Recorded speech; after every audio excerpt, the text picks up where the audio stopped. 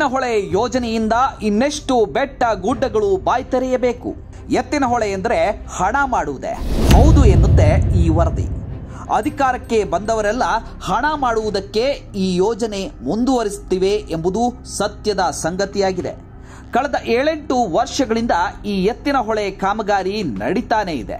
ಈ ಕಾಮಗಾರಿಯಿಂದಾಗಿ ಸಾವಿರಾರು ಕೋಟಿ ಆದಾಯ ಇರುವುದರಿಂದಲೇ ಅವೈಜ್ಞಾನಿಕ ಕಾಮಗಾರಿಗಳನ್ನ ನಡೆಸಿ ಸಕಲೇಶಪುರದ ಸಾವಿರಾರು ಎಕರೆ ಕಾಡು ಕಾಫಿ ತೋಟಗಳನ್ನ ನಾಶ ಮಾಡಿ ಸರ್ಕಾರದಿಂದ ಬಿಲ್ಗಳನ್ನ ಮಾಡಿಸಿ ತಿಂದು ತೇಗ್ತಾ ಇದ್ದಾರೆ ರಾಜ್ಯದ ಭ್ರಷ್ಟ ಅಧಿಕಾರಿಗಳು ಮತ್ತು ರಾಜಕಾರಣಿಗಳು.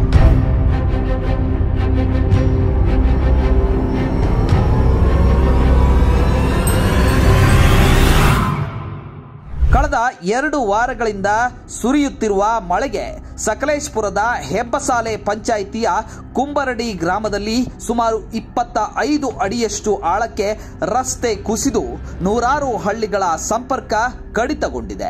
ಬೆಳಿಗ್ಗೆ 6 ಗಂಟೆಗೆ ಬರ್ಸ್ಟ್ ಆಯ್ತು. ಬರ್ಸ್ಟ್ ಆಗಿ ಕಂಪ್ಲೀಟ್ ರೋಡ್ ಸಮೇತ ಸಿಂಕ್ ಆಗ್ಬಿಟ್ಟು ತೊಳ್ಕೊಂಡು ಹೋಗಿದೆ ನೀರು. ಇಲ್ಲಿ ಹೋಗಿರೋದು ನಂದೇ ತೋಟ ಎಲ್ಲ ಕಂಪ್ಲೀಟ್ ಮೇಲಿಂದ ಕೆಳಗಡೆ ತನಕ ಒಂದು 40-50 ಎಕರೆ ತೋಟ ತೊಳ್ಕೊಂಡು ಹೋಗ್ಬಿಟ್ಟಿದೆ ಕಂಪ್ಲೀಟ್ ಆಗಿ. ಇದು ಕಾರಣ ಹೇಳ್ತೀನಿ ನೋಡಿ, ಸಿಂಪಲ್. ಇದು ಎತ್ತಿನಹಳ್ಳದವರು ಪೈಪ್ ಲೈನ್ ಹಾಕಿದ್ರು.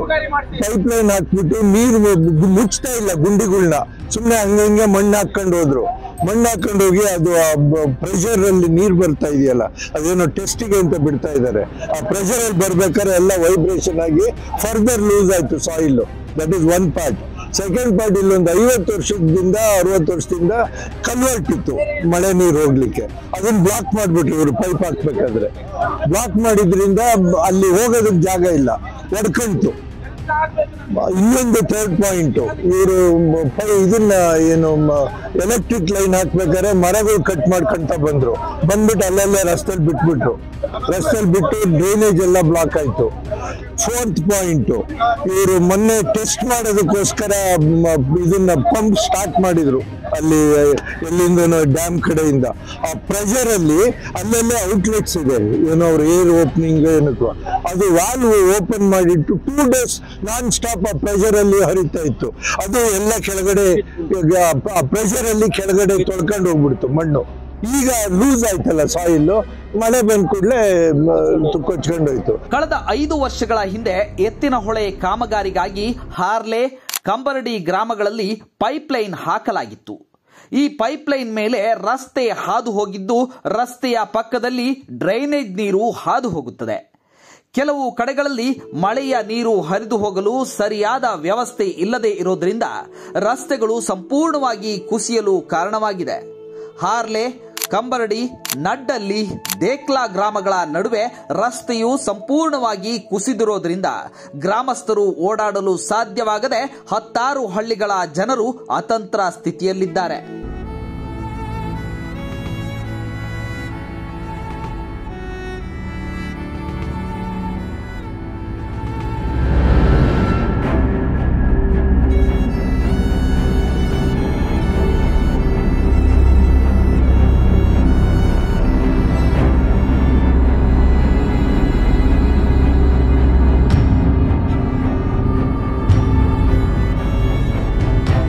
ಇನ್ನೊಂದೆಡೆ ಹಾರ್ಲೆ, ಕಾಡುಮನೆ, ದೇಕ್ಲಾ, ಕಂಬರಡಿ, ನಡ್ಡಹಳ್ಳಿ ಹಳ್ಳಿಗಳಿಂದ ವಿದ್ಯಾರ್ಥಿಗಳು ಶಾಲೆ ಕಾಲೇಜುಗಳಿಗೆ ಹೋಗಲು ರಸ್ತೆ ಇಲ್ಲದೆ ಇರುವುದು ದೊಡ್ಡ ಸಮಸ್ಯೆಯಾಗಿದೆ. ರಸ್ತೆ ಕುಸಿದು 48 ಗಂಟೆಗಳಾದರೂ ಅಧಿಕಾರಿಗಳು ಕೆಲಸ ಪ್ರಾರಂಭಿಸದೇ ಇರೋದು ಗ್ರಾಮಸ್ಥರ ಕೋಪಕ್ಕೆ ಕಾರಣವಾಗಿದೆ.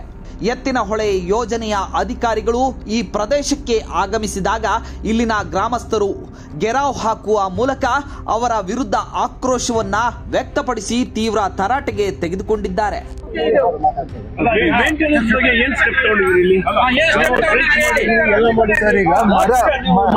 ಮರ ಕಟ್ ಮಾಡಿದ್ರಲ್ಲ ಸರ್, ಶುದ್ಧ ನಾಟಕ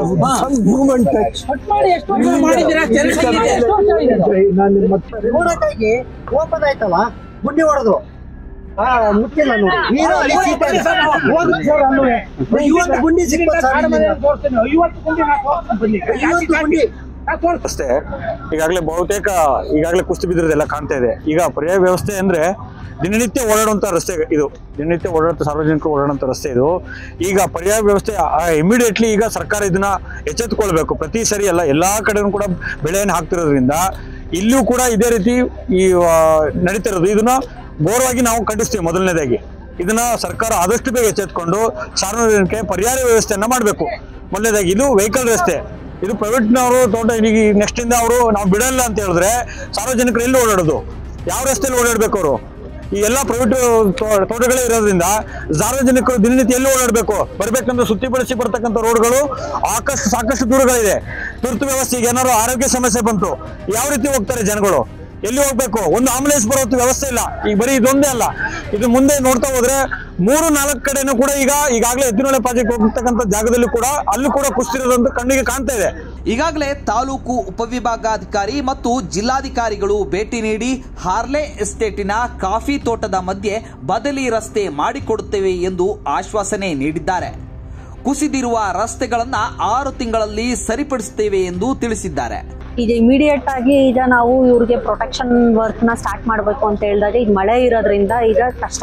ಬಟ್ ಆಲ್ಟರ್ನೇಟ್ ರೂಟ್ ಅಂತೂ ಒಂದು ಈಗ ಗ್ರಾಮಸ್ಥರಿಗೆ ಅರೇಂಜ್ ಮಾಡಬೇಕು, ಅದನ್ನು ಮಾಡ್ತೀವಿ ಅಂತ ಹೇಳಿದ್ದಾರೆ. ಯಾವ ಡಿಪಾರ್ಟ್ಮೆಂಟು ಯಾರು ಮಾಡಬೇಕು, ಇಬ್ಬರಲ್ಲಿ ನಮ್ಮ PWD ಅವ್ರು ಮಾಡಬೇಕಾ, ಎತ್ತಿನಹೊಳೆ ಅವ್ರು ಮಾಡಬೇಕಾ, ಎಲ್ಲಿ ಆಲ್ಟರ್ನೇಟ್ ರೂಟ್ ಮಾಡಬೇಕು ಅನ್ನೋದನ್ನು ಸಹ ಈ ಮೀಟಿಂಗ್ DC ಮೇಡಮ್ ಸಹ ವಿಸಿಟ್ ಮಾಡ್ತಿದ್ದಾರೆ, ಈ ಸ್ಪಾಟಿಗೆ ಬರ್ತಿದ್ದಾರೆ. ಈಗ ಮೇಡಮ್ ಅಧ್ಯಕ್ಷತೆಯಲ್ಲಿ ಡಿಸೈಡ್ ಆಗಿದೆ. ಆದರೆ ಗ್ರಾಮಸ್ಥರು ಹೇಳುವ ಪ್ರಕಾರ ಕೆಲಸ ಪ್ರಾರಂಭವಾದರೂ ಯಾವುದೇ ಪ್ರಯೋಜನವಾಗುವುದಿಲ್ಲ. ಏಕೆಂದರೆ ಎತ್ತಿನಹೊಳೆ ಅಧಿಕಾರಿಗಳ ಬೇಜವಾಬ್ದಾರಿತನ ಮತ್ತು ಜಿಲ್ಲಾಡಳಿತದ ನಿರಂತರ ನಿರ್ಲಕ್ಷ್ಯದಿಂದ ಗ್ರಾಮಸ್ಥರು ಬೇಸತ್ತಿದ್ದಾರೆ. ಹಾಗಾಗಿ ಇನ್ನಾದರೂ ಎಚ್ಚೆತ್ತುಕೊಂಡು ಇಂತಹ ದುರಂತಗಳಿಗೆ ಕಡಿವಾಣ ಹಾಕಬೇಕಾಗಿದೆ ಎಂದು ಪೀಪಲ್ ಟಿವಿಯೊಂದಿಗೆ ತಮ್ಮ ಅಳಲನ್ನ ತೋಡಿಕೊಂಡಿದ್ದಾರೆ ಗ್ರಾಮಸ್ಥರು. ನನಗೆ ನಿಮ್ಮ ಹತ್ರ ನಾನು ಹೇಳ್ಕೊಳ್ತೀನಿ, ನನ್ನೊಂದು ಚಿಕ್ಕ ಹಳ್ಳಿಲೂ ಸಹ ನಿಮ್ಮ ಹತ್ರ ಹೇಳ್ಕೊಳ್ತಿದ್ದೀನಿ. ಕಾರಣ ಏನಂದ್ರೆ ಸರ್, ಇದು ಇಲ್ಲಿ ನಮ್ದು ಸುಮಾರು ಒಂದು 100-200 ವರ್ಷಗಳ ಹಿಂದಲೇ ಈ ರೋಡನ್ನ ಸಕಲೇಶಪುರಕ್ಕೆ ರಸ್ತೆ ಕಲ್ಪಿಸಿದೆ. ಇಲ್ಲಿ ಸುಮಾರು ಇದರ ಏನೇ ಇಲ್ಲ ಹಾಳಾಗಿದೆ. ಈ ರೋಡಿಂದ ಆಚೆಗೆ 1,000-1,200 ಮನೆಗಳಿದ್ದಾವೆ. ಪ್ರತಿಯೊಬ್ಬರು ಇಲ್ಲಿಂದಲೇ ಸಕಲೇಶಪುರ ನಾವು ಟೌನಿಗೆ ನಾವು ಹೋಗುವಂತ ಒಂದು ರಸ್ತೆ ಇದು. ಇದರ ಯಾವ ಒಂದು ಸಮಸ್ಯೆನೂ ಈ ರೋಡಲ್ಲಿ ಇರಲಿಲ್ಲ. ನಮಗೆ ಯಾವ ಒಂದು ಪ್ರಾಬ್ಲಮ್ ಇಲ್ಲ. ನಾವು ಒಂದು ಚೆನ್ನಾಗಿ ಸುರಕ್ಷಿತವಾಗಿ ತಿರುಗಾಡ್ತಂಥ ರೋಡ್ ಇದು. ಏನಾಯ್ತು, ಇಲ್ಲಿ ಎತ್ತಿನಹೊಳೆ ಒಂದು ಪ್ರಾಜೆಕ್ಟ್ ಬಂದಾಗ, ಎತ್ತಿನಹೊಳೆ ಪ್ರಾಜೆಕ್ಟ್ ಬಂದು ಅವ್ರು ಏನು ಮಾಡಿದ್ರು, ಇಲ್ಲಿ ಈ ರೋಡಿನ ಪಕ್ಕದಲ್ಲೇ ಒಂದು ಕಾಮಗಾರಿನ ಮಾಡ್ಕೊಂಡು ಹೋದ್ರು, ಪೈಪಿನ ಕಾಮಗಾರಿನ ಮಾಡ್ಕೊಂಡು ಹೋದ್ರು.